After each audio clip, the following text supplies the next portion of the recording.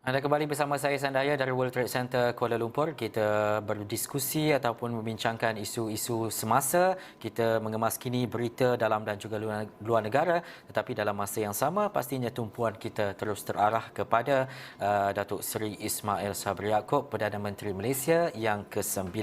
Bagaimana untuk kita melihat kepada membina Malaysia di bawah pentadbiran yang baharu, dan juga khusus kita membawa dan juga nak melihatlah kepada harapan dan juga mungkin aspirasi bukan sahaja rakyat tetapi malah keseluruhan rakyat Malaysia, termasuk ahli-ahli parlimen yang mungkin akan bekerjasama dan juga akan mengorak satu langkah yang lebih baik dalam memastikan keadaan dan juga situasi Malaysia dalam keadaan yang lebih baik selepas ini. Jadi menerusi talian telefon, saya nak bersama dengan Datuk Azizah Muhammad Don yang merupakan ahli parlimen Beaufort ketika ini. Assalamualaikum Datuk.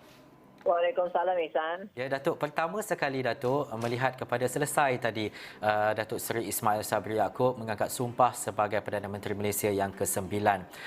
Bagaimana Datuk melihat kepada mungkin kepimpinan Datuk Seri Ismail Sabri Yaakob, melihat kepada rencana selepas ini dan juga mungkin apa yang Datuk harapkan? Pertama saya nak ucapkan sabar dan tahniah kepada Yang Amat Berhormat Datuk Seri Ismail di atas pelantikan sebagai Perdana Menteri Malaysia yang ke-9. Dan saya yakin sebagai rakan di dalam Kerajaan Perikatan Nasional baru ini, Yang Amat Berhormat tentunya sudah faham sangat dengan apakah hala tuju kerajaan ini untuk memastikan rakyat kita dalam keadaan yang selamat sejahtera dan dapat kita pulihkan semula ekonomi negara kita. Kita tahu bahawa keadaan sekarang ini ialah apa yang ada di hadapan kita, pandemik COVID-19. Itu perlu ditangani dulu dengan sebaik mungkinnya, walaupun sudah dilaksanakan. Mungkin selepas ini Yang Amat Berhormat Perdana Menteri kita yang baru ini akan memastikan segala usaha yang telah dilaksanakan, yang mana beliau adalah sebahagian daripadanya, sebagian besar daripada usaha itu akan dapat meneruskannya dengan lebih baik lagi, insya-Allah. Itu harapan saya lah. Datuk, keterangkuman itu perlu menyeluruh, bukan sahaja di Semenanjung, Sabah, Sarawak, pastinya seluruh Malaysia.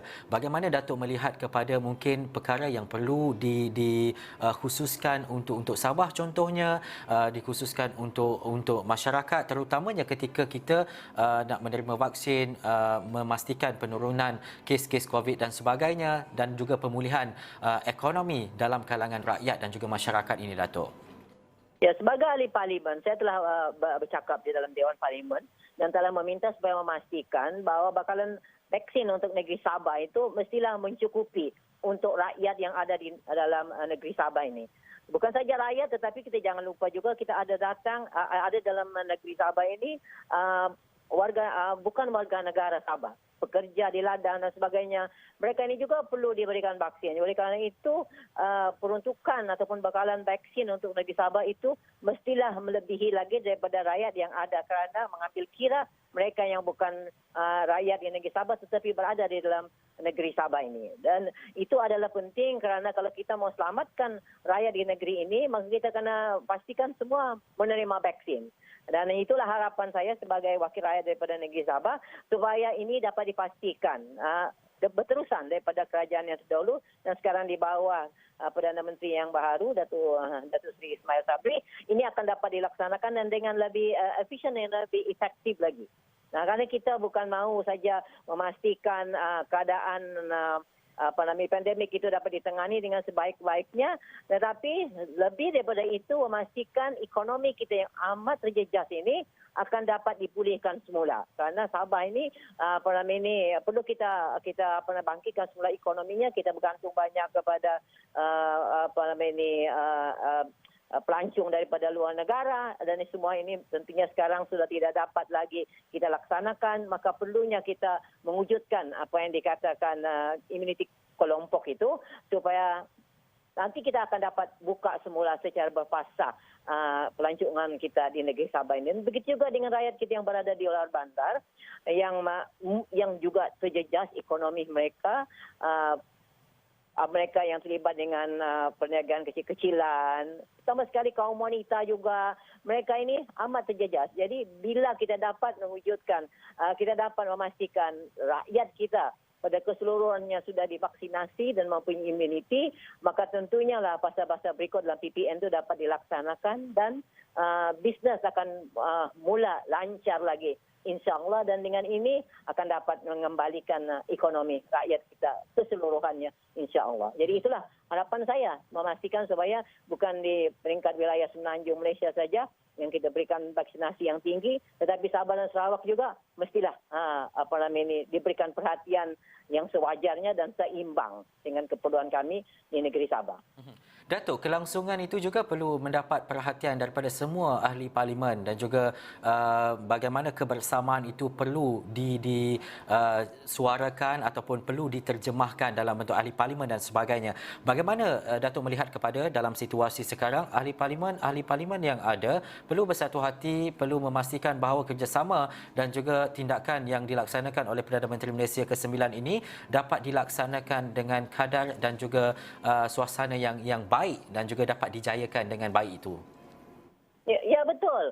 Saya melihat selalunya baru-baru inilah sidang parlimen yang baru-baru lalu ini bahawa ramai daripada pihak pembangkang itu bercakap tentang hentam saja kerajaan. Tetapi mereka tidak memikirkan keperluan bahawa kita sekarang ini berhadapan dengan masalah yang musuh yang satu untuk kita semua, termasuk rakyat kita yang kita wakili. Jadi kita kena berfikir untuk rakyat kita. Kita dipilih untuk berkhidmat kepada rakyat kita. Jadi rakyat kita menghadapi masalah yang sama, tak kira di kawasan pembangkang ataupun di kawasan kerajaan, mereka semua menghadapi masalah yang sama. Pandemik COVID-19. Kesan daripadanya, jejak ekonomi mereka, kesihatan mereka, kesejahteraan mereka. Ini perlu kita ambil kira. Jadi kita kena bersuara untuk kebaikan rakyat keseluruhannya dalam negara kita ini, dan kita mau bangkitkan semula, kita mau semua kata orang pulihkan semula ekonomi kita. Itulah mesti menjadi perjuangan kita, itulah mesti menjadi kerja kita yang kita laksanakan di parlimen. Kalau kita mau bersidang, kita mau bercerita, kita mau bercakap di parlimen, kita bercakaplah untuk kebaikan rakyat kita, untuk negeri kita, untuk negara kita. Itu lebih baik daripada kita menjerit-jerit yang bukan-bukan, yang cuma menyakitkan hati saja, menyebabkan kita lebih bermusuhan lagi. Saya rasa kita kena jauh lebih matang lagi lah.